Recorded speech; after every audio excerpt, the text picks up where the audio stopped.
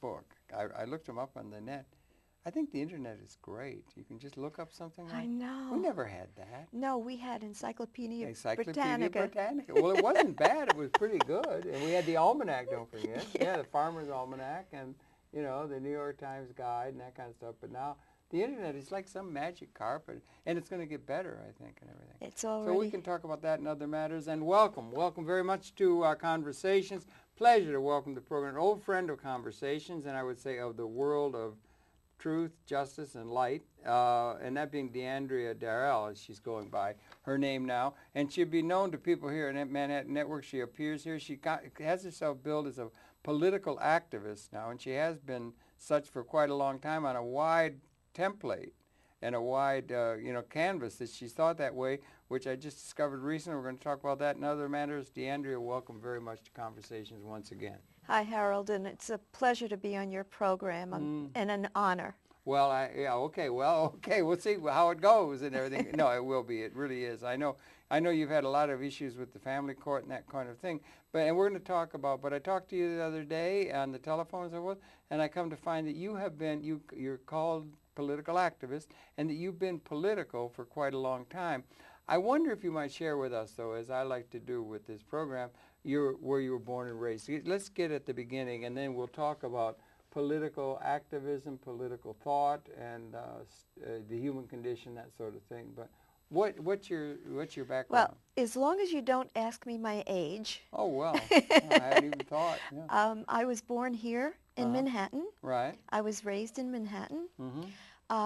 I left New York. I married very young. I married my high school sweetheart. How old were you when you were married? I got married at 18. Do you advise that to young ladies coming up? Or Absolutely not. Absolutely not. Absolutely not. You think you have to be 40 before Unless you get if married? you find a perfect guy. If you happen to find the perfect guy, then you should go with Kismet.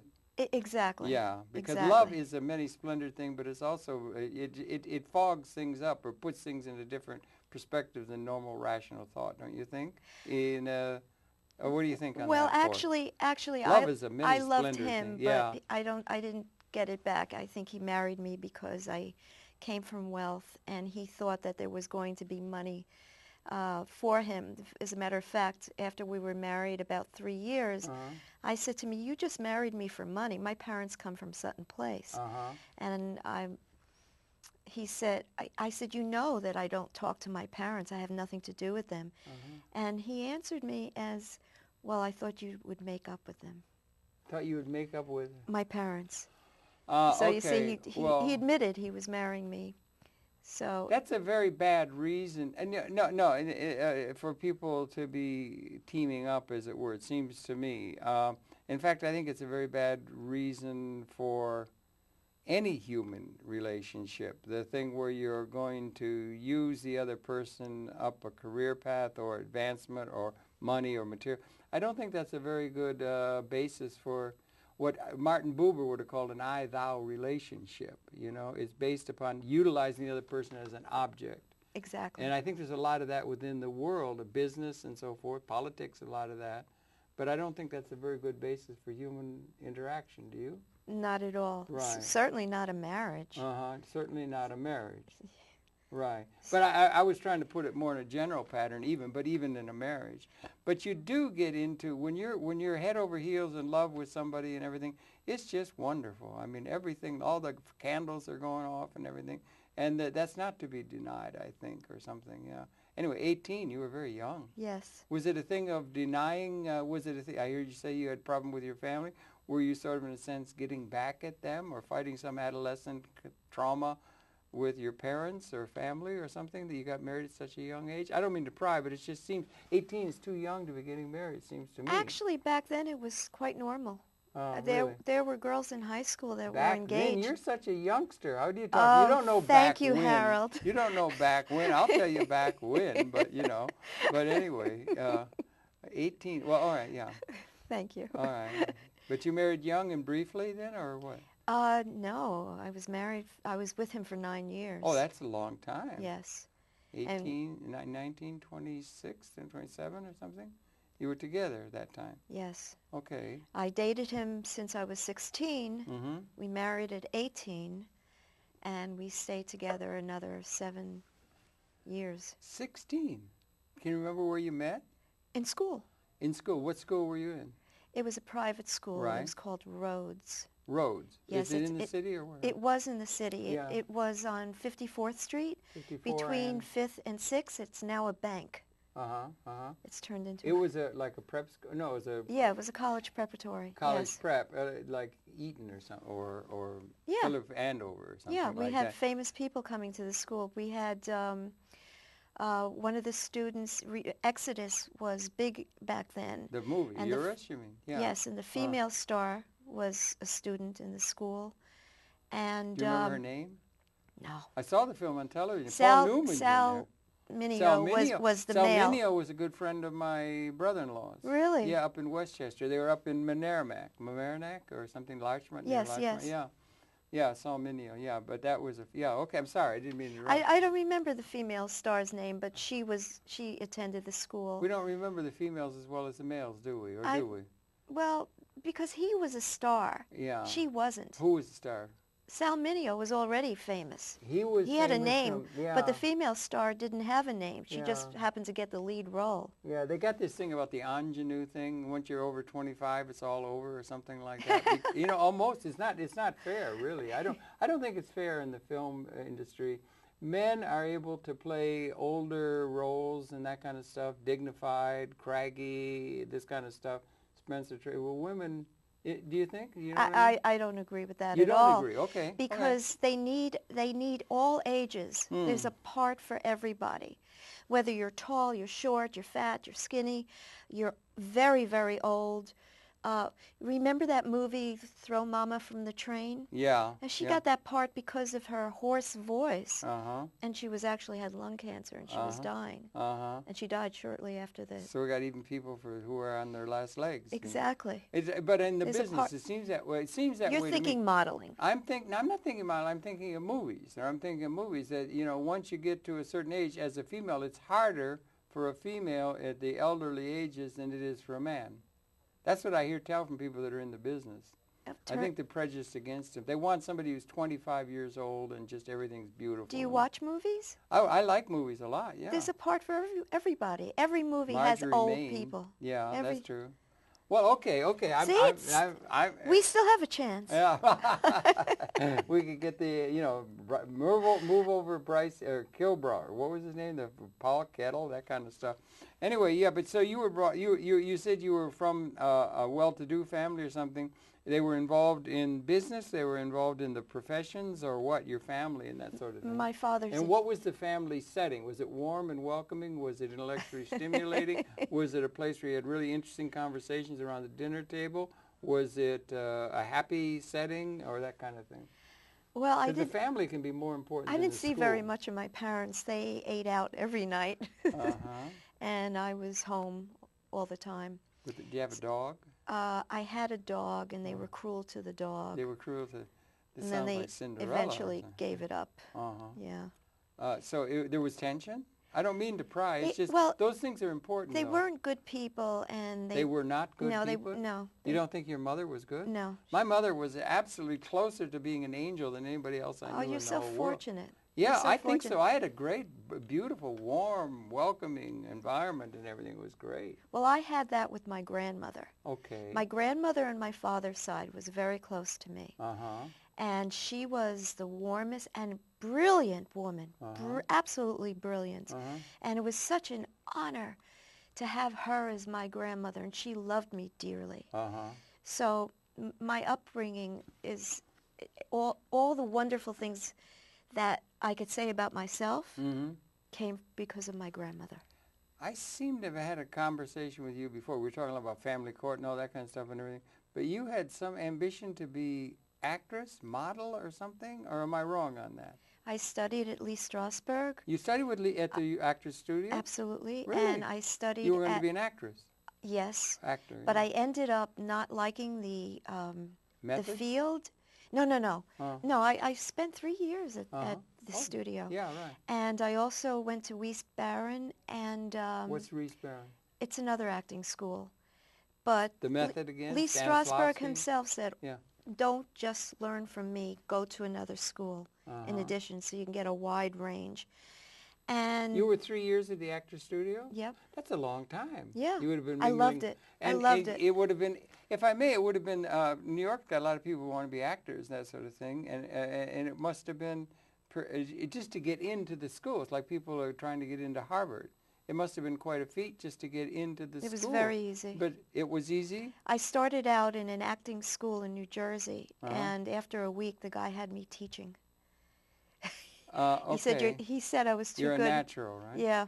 This is when you're 16, 18, married, or younger, or what age were you doing No, that? I'm now divorced. You're divorced. That's after you were divorced. You took up the acting. What did you do in the meantime when you were married for 9 years? What were you up to? Were you going to school? Basically, nothing.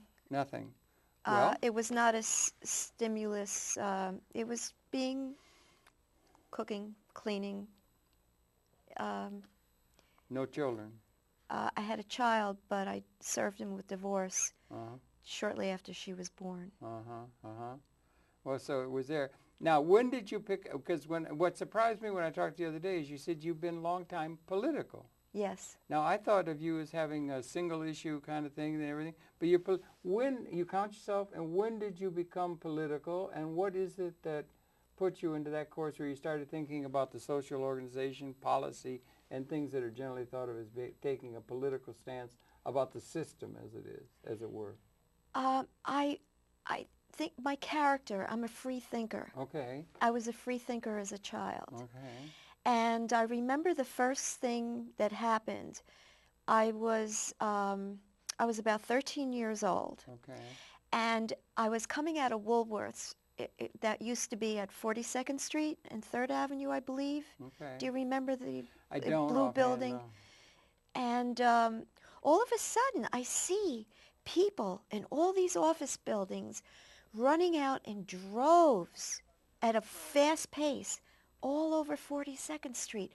At one minute, the streets are empty, and now they're filled with people. So I ran to a telephone booth, and I called my mother. And I said, What? I think there's a war. I think World War III is here. Oh, you're 13. You're young. I'm 13 years Okay. old. You didn't ask anybody what's up. No, You didn't I was think that- scared. You were scared to. Okay. And my mother said, why do you get that impression? And I told her what I just said to you. Yeah. And she laughed, and she said, oh, no, that's called rush hour. Oh. So, so right then I said, this is wrong. And I went to sleep that night, and I said, I don't want to be like these people. They're cattle. I don't want to go to an office at 9 and leave at 5. All the world does, practically. Yeah.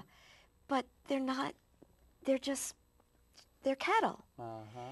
So that was my first experience of knowing that I didn't want to be a sheep. You didn't want to be a sheep or a cattle? Yeah. Or a wildebeest? Yeah, on just the Serengeti follow, plain. and do the same thing, 9 to 5, and you get up. 34th Street and 7th Avenue is the by official survey and everything, and pedestrian, is the busiest corner in the world. Really? Yeah, I didn't busier know than any that. place in Japan.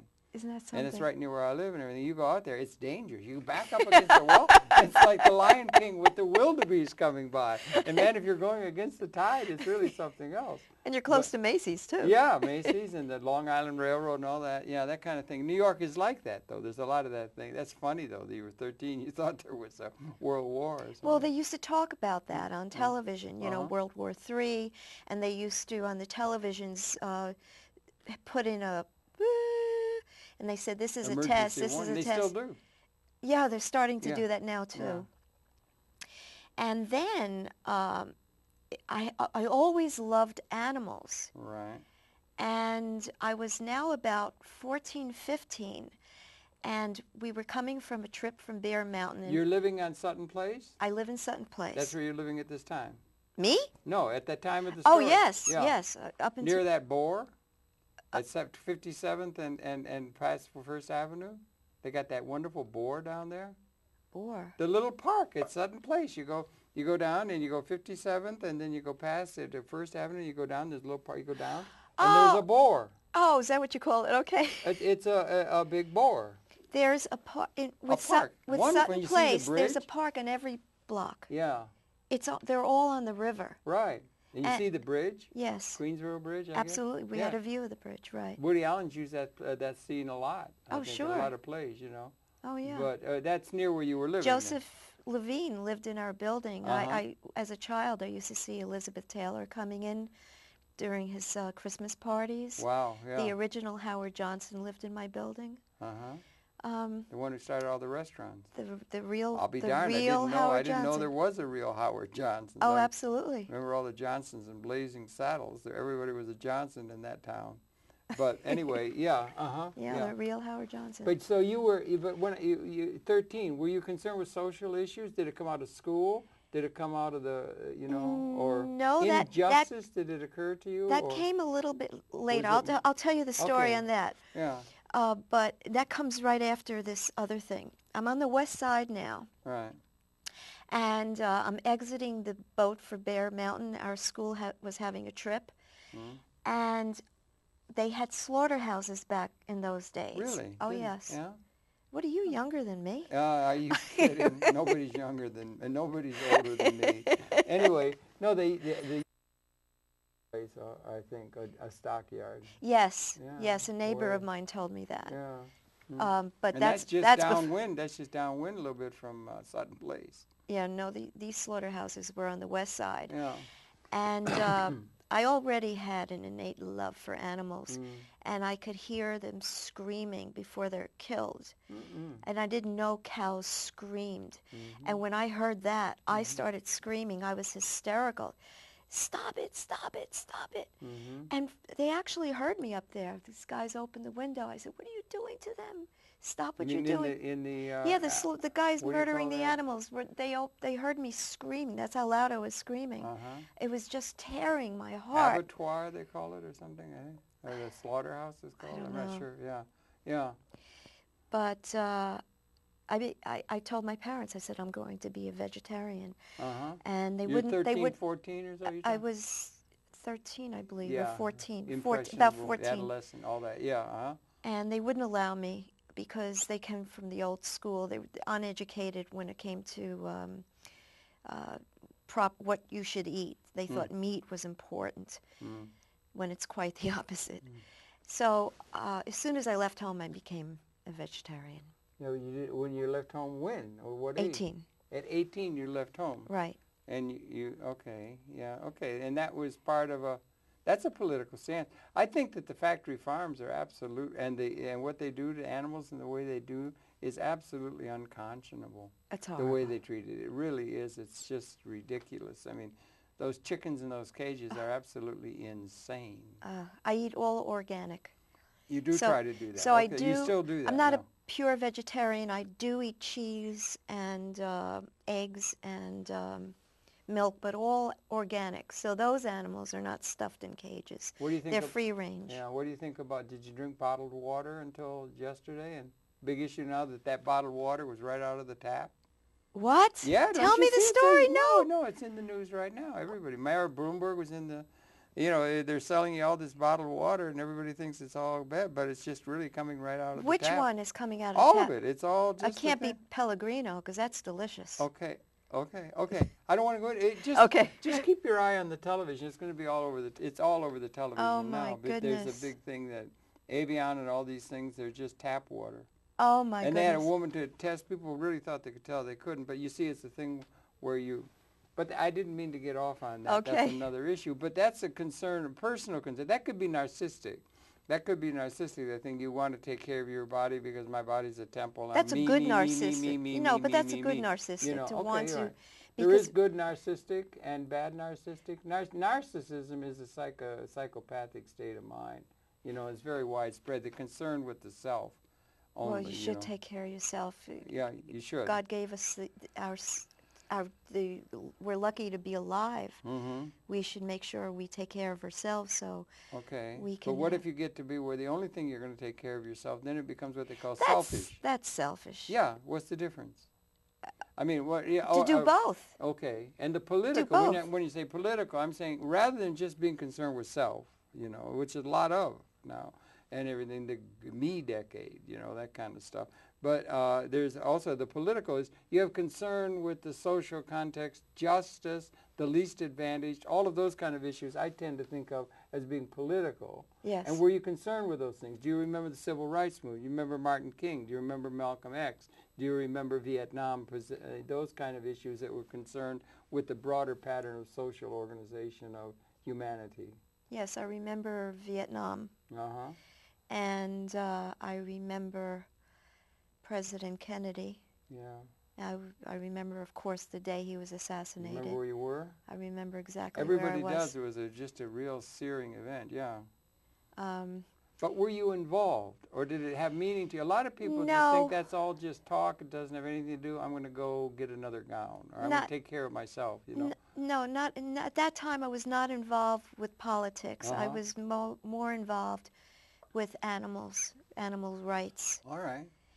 And well, that has a political connection, because we are all one system. Those animals are part of a system. We're all part of the same system. We're even part of the vegetative kingdom and so forth. Exactly. Animals, vegetables or plants feel pain when they're cut. Yeah, Christopher Bird measured that, and we're all one system. Right. You could become a Jain. Like, the Jains in Vedic? They are people who don't want to even walk on the ground because they're going to destroy some ant or something, There are people that are very sensitive to the idea that we're all one system. You understand? Well, how would they survive? It's very hard. You have to, even when you breathe, you can't get out. There's no way to get away from that bargain or that situation. It's intrinsic to existence, because every time you breathe, you're killing 1 million bacteria. And it's all, do you understand what I'm saying? It's all one system. I just don't want to kill anything that has a heartbeat. Anything that has a heartbeat, okay. Well, okay. That's interesting. And I know I don't need to eat it. It's not an important food source for protein. Beans are an excellent, and nuts. A source of protein, yeah. Excellent source of protein. Yeah, legumes, they're good. They're healthy. It could be. And you can feed 7 people with what it takes to feed one person, the prana captured in the food process or the metabolic process. You could keep 7 people going that it takes to keep one person going who's on a beef diet or on a meat diet. Right. So it's not appropriate. It's not fair in that sense. Right. So there's an ethic to that. There's a difference between ethical concern and political concern. Well, when I became an animal activist, you became an activist. Okay. Oh, absolutely. Okay, yeah. What form did it take? Did you? When I read a book on vivisection. I got to page 53. That's how it traumatized me. I remember it so well. And I put the book down, and I just couldn't hold it in anymore. I was bawling. It's just horrible what they're doing to these animals. And now I have videotapes. I put videotapes up of vivisection on YouTube. Also, the slaughtering of animals I put on YouTube. And experimentation. But experimentation is just the cruelest, senseless. It's all done for the federal funding. Yeah. They're funding. Everything is done that way. Everything is geared through right down to the fellow wanting to get married because he thought he could get material advantage by having you in his life. Exactly. Which is a very, very bad thing. It's all filtered through that, it seems to me. Yeah. Unfortunately. Maybe we can get to a point where those concerns will not be so front and center as they seem to have been throughout the human condition. I doubt it. Fights for powers and so on. I doubt it. You don't think so? You don't think there's a rosy picture at the end of this rainbow we've been living called the human existence? I do in some Liberation, aspects, but as far as people using people, I live in the Upper East Side, and I see women that are married to men for their money and men that are married to those women for their looks. So it's like nobody's marrying for the right reason. You're supposed to, the right reason is you're marrying your best friend. That's why I'm still single, because now that I know better and I know how to choose, I haven't found anybody of substance. And it's probably because I'm living in Manhattan. Well, I'm looking for a country boy that's smart. A country boy that's smart and concerned and fair and all those kind of... Yeah, well, I don't fun know. to be with. That's something I think probably been going on since Cro-Magnon caves. People have been trying to figure that one out. How are they going to match up, that kind of stuff. But, that's an issue. That's a personal issue, that kind of thing. And then there's a question of what are the functions in the universe, and what, you know, those get into all kinds of questions. But things about policy and things about economics and things about, you know, the way the society is organized, political race, Martin King. You wouldn't have taken a bus to Mississippi in 1962 to do a freedom march. You wouldn't have been concerned with the plight of that. Vietnam, 4 million people we killed with napalm killing babies. It didn't concern you? I didn't know. I didn't know that because I was hearing. You know what I'm saying? No, but I was too young. You're talking about now. It perturbs me. You know, because I'm older and I understand what Vietnam is. But back in those days, when people were going AWOL, they go coward. See, this is before people started understanding. There are actually people right now who believe we should be listening to President Bush. Yeah, I know. It's amazing. There's fewer and fewer all the time. Yeah, which is good. It's not like it was 4 or 5 years ago when first it happened and that kind of stuff. And I think you become involved, if I'm not mistaken, somewhat or in touch with the 9/11 truth people. Webster Tarpley, Fetzer, these kind of things. You become listening to these kind of views that there's shenanigans going on in terms of what happened in 9/11. Well, before them, I had a lot of programming out in Long Island, and one of the channel surfers happened to get me, and he said, I wonder what she's saying. He started listening, and I was talking about the corruption within the family court and child protective services. And so he calls me up and he said, you know, I never knew anything about what you're talking about. He says, but I know a lot about the corruption higher up. And he says, I must tell you, this is just a part of it. You know, the corruption that you're talking of there's a much higher machine over that's creating that. So he sent me all kinds of books. The man was sick, so he was kind of stricken to his home. He couldn't get out. So he mailed me all kinds of literature and videotapes. And he told me to read. And do you know who Kathy O'Brien is? I'm afraid I don't know the name. Oh, my goodness. Yeah, tell me. Yeah, Kathy please. O'Brien. Kathy O'Brien was... who's the unelected president we had? Who's the what? Unelected president. Unelected, you mean Gore? No. No? He won the popular vote. No, he was the president of the United States, but he was never elected. Well, never mind. You mean somebody from, I don't know, one of the ones when there was an assassination or something? No. I'm sorry, I don't know what you're getting at. Okay, anyway, he found out that her father Kathy O'Brien's father he owned a worm farm, but he was selling pornography, child pornography. And one of the children, a part of the pornography, was her. She was being sexually abused by her father, and he was selling pornography. So when they found this out, they took her from the house and put her into the system. And she was being used as a sex slave from the age of 8. Then she grew up and as an adult and became a White House prostitute.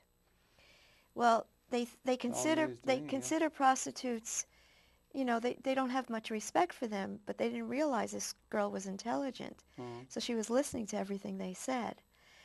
And eventually, long story short, she broke loose and wrote a book and did videos. She travels across the whole United States and the world. And there was one day I was taking her video and incorporating it on my program, and Frank Craven happened to be walking by the dubbing room. He says, "Oh, do you know Kathy O'Brien?" He knew of her, Yeah. I knew of her. So he said he called her up. He said, "You know, I read your book and I found it so incredible. I find it hard to believe all this could be true." He said, "Would you mind if I go to your home and watch your..." No, he wanted to go through her legal records. And she said, "I have no problem." Frank did. Frank did. Yeah. So he did. He packed his bag, went to Georgia. Oh, she wasn't in New York. Oh, okay, you're right. Yeah, She's in she's Georgia. from Georgia. Oh. And then he said everything she said was true. I But said, what is it she's saying? That there's... well, it's a long, that's a whole program. The But the book is Transformation of America. And it tells you everything about the Clintons, about Cheney, in depth. About what? I mean, I'm sorry, I don't understand, I mean, you said something about sex slaves or something. I don't know about that. Cheney used to go down there in her private area and cut pieces of her vagina. Why? I mean, just for the pleasure of torturing a woman.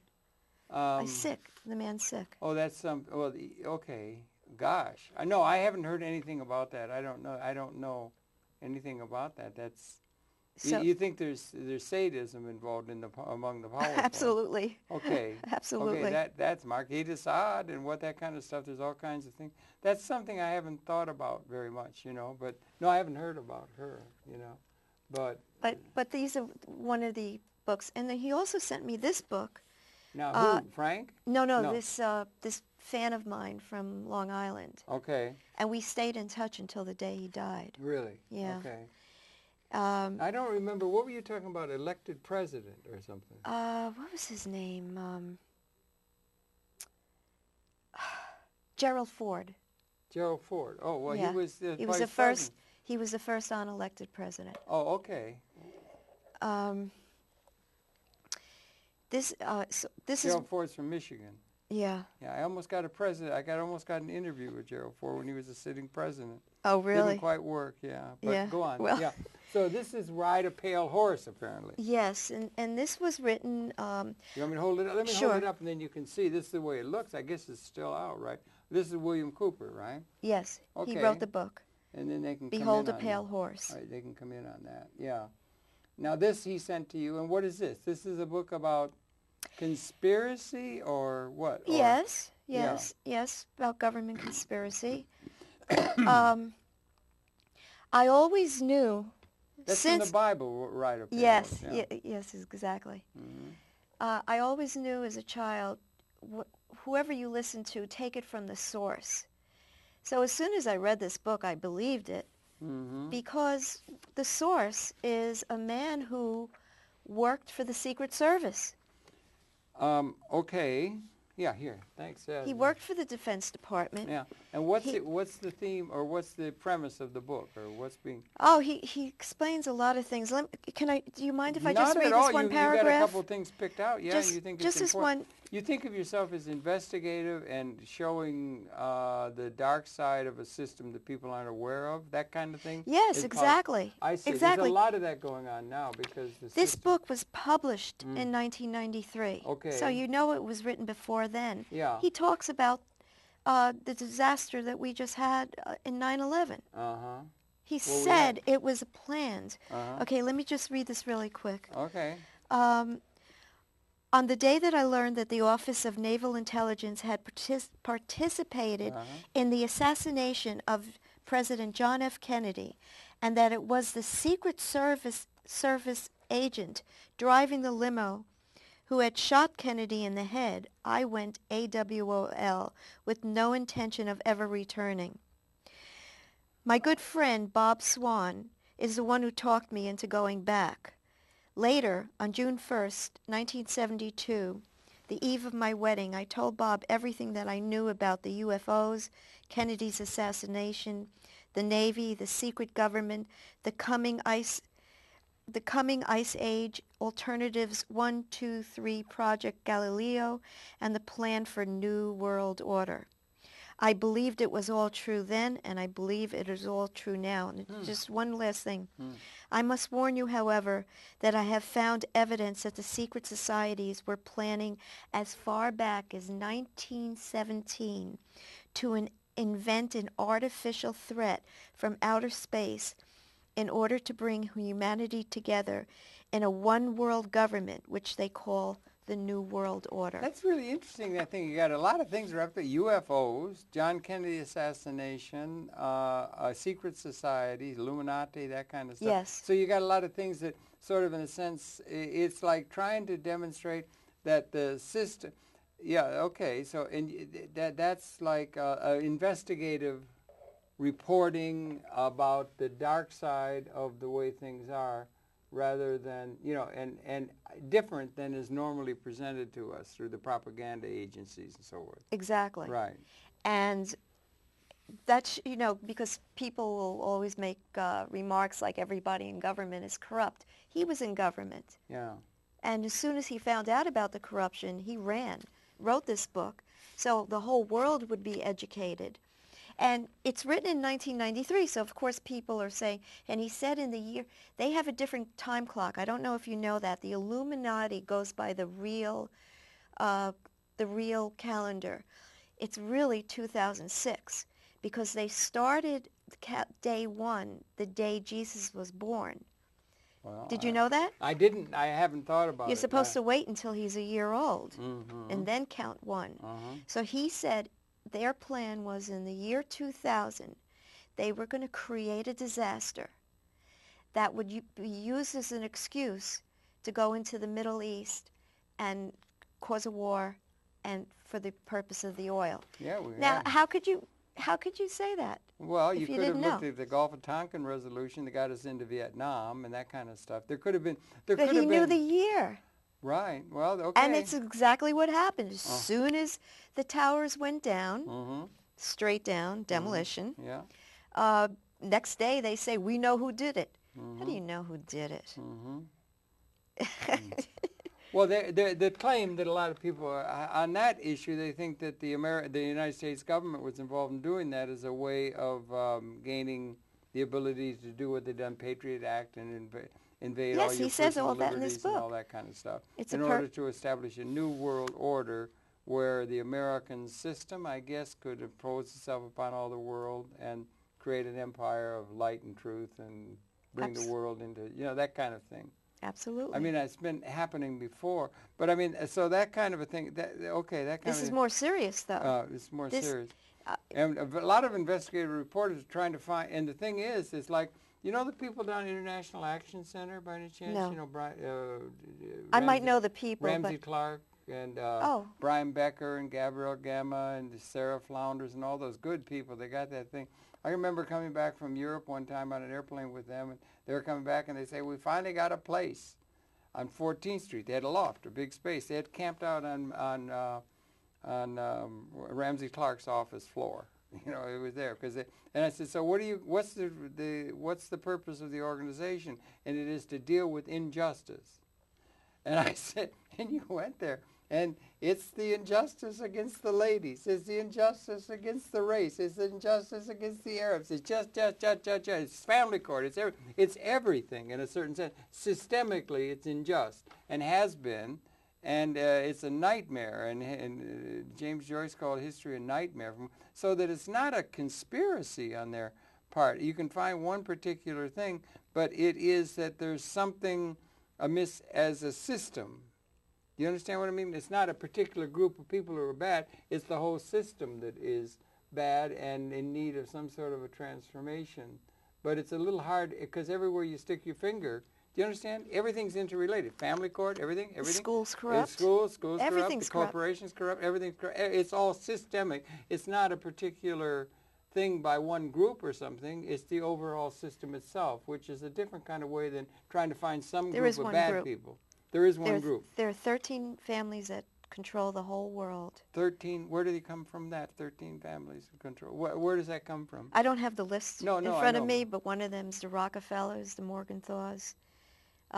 They're referred to as the Illuminati. The Illuminati, or the Bilderberg and Right. Trilateral Commission. There's a group there. And then you also have the Masons. Council on Foreign Relations. Yeah, Masons, yeah. So we've got... These people want to have control over us, and we are slaves to the government. Well, we're paying taxes. We're paying them a large amount of money so they can have fancy boats, fancy jets.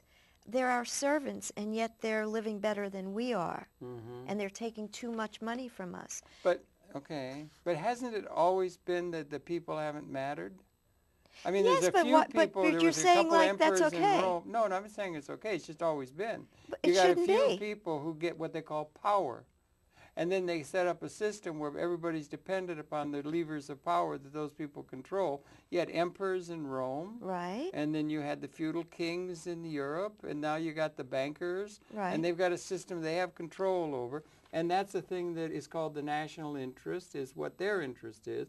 And they're the ones who control and set the templates for the society. And the people are there to be either coerced, carrots and sticks. They're either to be coerced or or manipulated by those who are in control and understand things. They understand things, and the poor dears, we had better be here in control and at the helm, because if it wasn't, the world, it would never be able to hold itself together. It would fall apart in hopeless anarchy. Do you know why That's the way they see. That's the way it's yeah. always been. Do you know why they murdered Martin Luther King? No, I don't know what. No. The reason they murdered him is he Who's had they? our government. Okay, that's an assertion. Okay, go on. Yeah. The reason he was murdered is because he had a plan. He told all the people of color, do not patronize white man's stores. And Well, that yeah. was going to make a whole system crumble. He had also come out against Vietnam, finally, after Yeah. being... That was a major issue then. That was... Yeah, but they didn't kill him for that reason. You didn't kill him for that. You think they did it because they're going to boycott... I mean, boycotts have been done. They boycotted Montgomery at work. The bus thing with Rosa Parks, God bless her. Stokely Carmichael went down and faced those dogs. And you got all those people who had prejudices about... There you had white people who had a certain position, class. The Marxists would tell you have certain classes, and they have ability. They're better than other people. And so those systems are fought for by the people who want to maintain a sense by which they get false, but they get a sense of identity and better than other people. All these groups who think they're Ubermenschen over the others, and it's not them. But it's always been like that. We had chattel slavery, you know, back in pre-Lincoln times and everything. Before then. And before then. Biblical times. The Jews were slaves. Yeah, the Jews were slaves to the pharaohs, right? Yes. And so the thing is, it's always been like that. There's always been slaves, right. And I asked you before we started out here, do you think that there's a time coming where people aren't going to get married for things like being able to utilize somebody like an object like Martin Buber told us not to do? Do we have a liberation coming? Is there a thing where we're going to awaken from the nightmare of history? And there's always been a few people. The people are like sheep being led around by the leaders. Exactly. And it's like that now. Exactly. It always has been. It's not a conspiracy. It's just the power play of the people who set that up, and then people want to get in that position of having this. So it's not a conspiracy. It's just the system. Well, a conspiracy, the definition of a conspiracy is when two people or more get together to make a plan. And so it is a conspiracy. Well, plan. You could plan. People plan. They're planning on making sure that they make money and you don't. Well, okay. And they're succeeding. Well, they always have. Right, but that's the way it is. That's the way the world is. It doesn't have to be that way. No, how else can it be? Do you think you can have a world of justice? Do you think you can have a world of justice for the creatures? Do you think you can have a world of liberation? Do you think you can have a world where everybody can be independently able to create their own situation without being dependent upon the strictures and the prison-like kind of systems that they got set up for people to relate to in terms of now? That we live in a slave system. We need Frederick Douglass now as much as we needed him then, because we live in a system where everybody's in a certain sense a slave to the few who own everything. Right. So that's the system. Right. That should be challenged. But you don't have to, but you know, it could be challenged, but the thing is, it's always been like that. Right. Right? Right. Always been like that. It's getting worse, though, progressively. You think it's getting worse than it was? Oh, certainly. Don't you think it's worse than 30 years ago? I don't know. I think there's some hope in design and about the evolution of consciousness and our capability, and maybe we're coming more liberated in the capability. It used to be worse. My dad... It used to be worse? Oh, I think so. In some ways, yeah, I think it did. I remember a taxi cab driver could send his kid to college and owned a house in Long Island. That's true. It was that way back right out of the... We had a golden era after could speak the English. Second World War. Yeah, we had a second... Remember those days? Yeah. Well, that's true. I wouldn't want to live before anesthetic. You know, they had, anesthesia. I mean, anesthesia, that would be... pretty bad. Or if you're wandering around, it was pretty brutish on the plain of the Serengeti Plain. We were mostly prey. For a long time, we've been here 200,000 years as a species. Most of that time, I think it's fair to say we were prey to the big cats. We were like Oh, yeah. eaten with regularity by tigers and leopards and things like that, who had much better capability to survive than we did in a very hard scrabble. We'll probably live 20 years or something, if that, and it was pretty much just gathering up carrion and just barely holding on. That's what I think, that it was worse in that sense. There's some progress being made and so forth, but that we have this kind of a situation. And are we ever going to be able to get to a situation where in the political context, the social context, we're going to have a world where everybody's going to, in a certain sense, be liberated from the necessity to be concerned with that context that we've inherited out of history. James Joyce said, history is a nightmare from which I'm attempting to awaken. Do you think there's any chance we're going to awaken and have a just world order, and that there may be something, as Bobby Dylan used to say, blowing in the wind, that is going to have to allow that to become part of a condition that is transcendent to what we've been throughout the human experience? If you can understand what I'm saying. Yes. Maybe we're waking, maybe the water is going to break. We're coming into a new relationship to the universe that we want of universal justice at this end time. As we get to the point where we got weapons, they have weapon systems, those dudes now, that could destroy the whole species now. They've really reached a point where they can destroy everybody. Exactly. What a power play. Yeah. They got that kind of thing they can hold over our heads now. And we get to that point, that's an existential new reality. The adverse side might be, it's signaling a time of liberation that some of the spiritual traditions have told us about and so forth, but we're still in the thrall of outdated institutions that have been transcended, possibly. Yeah. Can you be optimistic for the human prospect I or am. pessimistic? No. You're optimistic. Because I strongly believe that in the end, the evil never prevails. It has throughout all of history. No, it hasn't. You don't think it has? You don't think history's been a nightmare of injustice? Yes, it has. Okay, well, that's not a very good record. No, but it hasn't prevailed in the end. Well, it's still there, I noticed. They've still got the people running everything, and we're all just puppets in their thing, don't you think? Well, I don't know. Vietnam War was supposed to still be going on to this day. Well, it dragged on from when they levitated, when Abby Hoffman and those guys went down and levitated. But they didn't want it to end. They did. Abby Hoffman and Allen Ginsberg and all the people that were against it. I didn't get interested in that until about 65 or so, kind of late. But, I mean, and it dragged on till 75. And we put new improved napalm on the children. And we went and killed children, 4 million of them, and it went on and on and on. What do you think we're doing now? What are we doing now? We're killing children. Well, we're laying the predicate for a long-term stay and being able to whip the wogs into shape like the colonial powers, because we are the Ubermenschen. We're the overmen. We are the civilization. We are legitimate. All those kind of things are being argued the same way it always has in the power plays between the powers that be. And we don't have a system, we don't have a vision to liberate everybody. I mean, there is not a vision for that, because that's not possible. You got to have a few people who have the power to control everything. They want full spectrum dominance, all they want. The leaders that have it, they just want full spectrum dominance over all the planet and the earth and space. That's all they ask, full spectrum dominance. I mean, there's ways of making the system. Yeah. Public access might be one. That's one. If there were more programs, yeah. If there were more programs like this one. Mm-hmm. In fact, I spoke in Albany. All these people were like complaining about the system. I said, "Why don't you do what I'm doing?" Mm-hmm. If everyone out there in the audience has got a public access television program, the word would be getting out, because it's kept secret. The secret is that if you're a pedophile father, you get custody of your child. Pedophile, that's the thing that you had experienced. Yes. But I didn't. That's one person's experience within the overall system. This whole auditorium were women who had pedophile husbands who got custody. So I said the reason nobody knows is the media is not exposing it. Why does the system do that? Why does the system give pedophiles custody?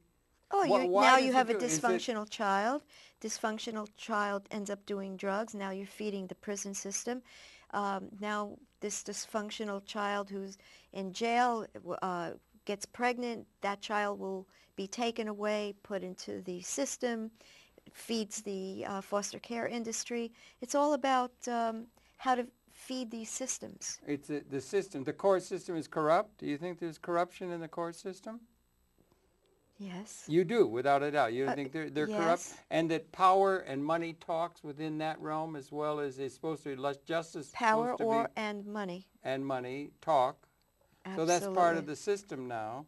And it does not serve, and the system that's in place serves those who are already rich and powerful.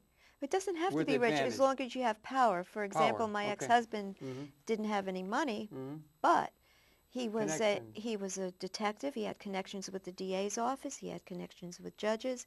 So you don't have to have money. You don't have to be rich. You can also have a powerful position. They usually go without together, money. Don't you think? Well, he didn't. He didn't have not money. always, but I think in general those things go together. It's like the political system; they can be bought. It's a big paying off judges. It's a best democracy money can buy. Yeah, best democracy. That's good. That's Greg Palast. No, that's a Greg Palast book. I like that. Yeah, it's there. They're stuffing. You can buy your politicians. That's what the campaign thing is. It's a big race to raise money to get on television, to get a PR campaign for somebody's idea. So it's all like that. But the system itself is corrupt, and it doesn't have a vision that can serve justice. No, of course for not. the masses of the people, of course particularly. Not. Of course Women not. are figuring out in Africa which of their two babies they have to let starve to death when we know we got the capability of providing food. There was a time when there wasn't enough. What about birth control? Okay. Why don't we provide birth control? I don't understand that. Why should children starve? Why should they be born into starvation? There are, if I may. Wouldn't you limit the amount of children you had if you knew you couldn't feed the future coming? That's not a very good thing. I mean, I don't want to have the thing being that people have the oppression. That's what we've had out of history. That you're going to limit it because there's not enough. Because I think the promise of the age now is that we have a capability to provide for everybody in a way. My dad died and was buried on his 48th birthday. That was the average age of somebody born in 1900. 48, which is now about 78. So that's an advance. Things have advanced. Things have gotten better. And we have a capability of providing overwhelmingly for everybody. There's no reason for anybody in the world to be hungry. Nobody has to be hungry. There was a time when there wasn't a capability to provide enough. No, we have it. We do now. Yes. And there's a way, and there's a promise in that. Yes. Yeah.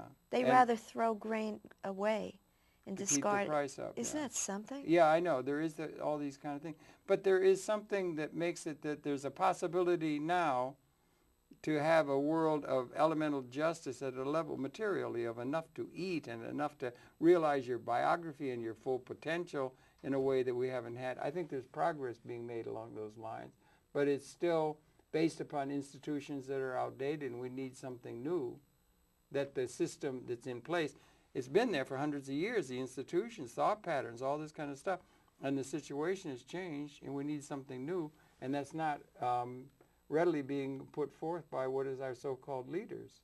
No. They're reifying, if you know the term, reifying, reestablishing, or shoring up the old institutions that have been superseded.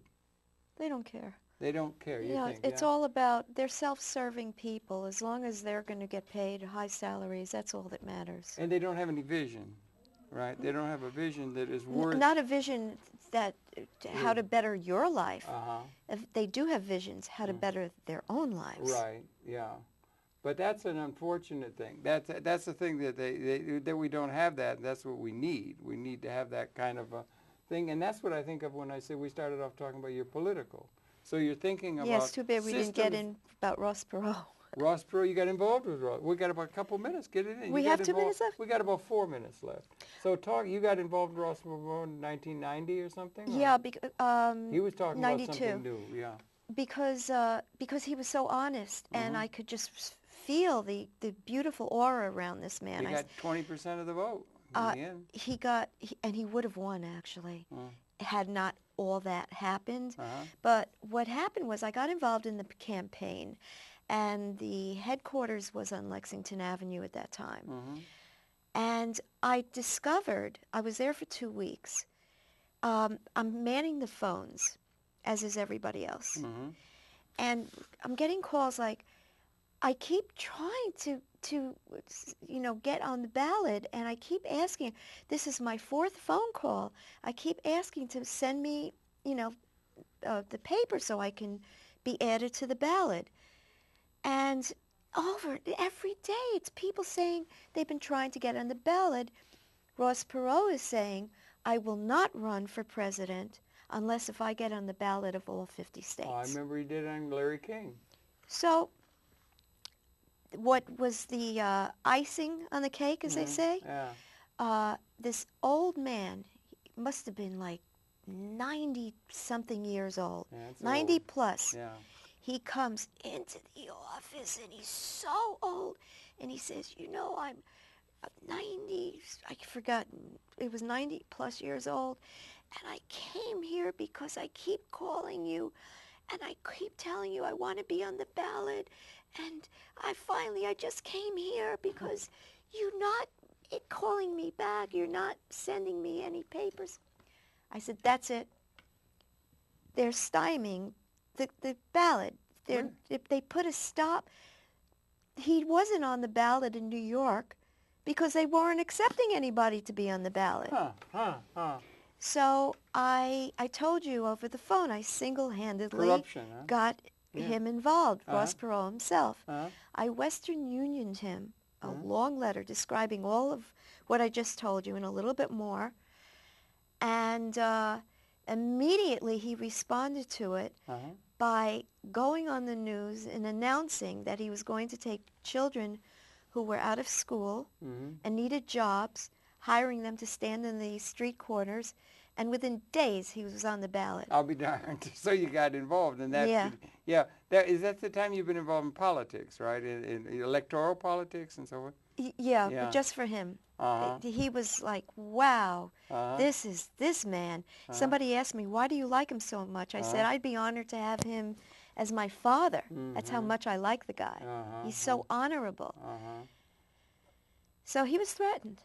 He was threatened. That's why he didn't win. That's why he backed out, and then he came back in. Yeah.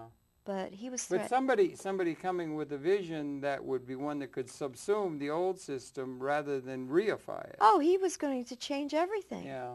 I think there might be a thing coming out of Libya that way. They got a very interesting thing in Libya where they have town hall meetings, they run the whole country, everybody's belong to that. And then they also, if you start a business, you can't hire anybody. Everybody has to be an owner of the capital assets. Those are two components, political and economic, that are different than what we've come out of history and so forth. There might be, just like America was a model to Europe, coming out of feudal Europe with the new industrial thing, he might have a system relevant to that. But something is going to come. There's going to be a thing where the system is going to be subsumed because they are not legitimate in a historical sense like they claim to be, it seems to me. And your work and what you're doing is along those lines, and I thank you very much for all of it. It's so good talking to you. So good to see you always and everything. I thank you for coming. We're running out of time. But this is a time of change. And your pleasure to have the perception of Dyandria. The queen of the airways here. She's been here and she's one of the producers. Happy to share that with you. Dyandria, thanks a whole lot for coming in and for such a very well-led life. And thank you, Harold. My pleasure. It's always fun and interesting and inspiring to talk with Dyandria. Tune in again tomorrow. We're coming back together back tomorrow. Once again, tune in. Once again, Dyandria. Thanks a whole lot. Thank you. So I didn't know you'd gotten so involved with the Perot people and everything then.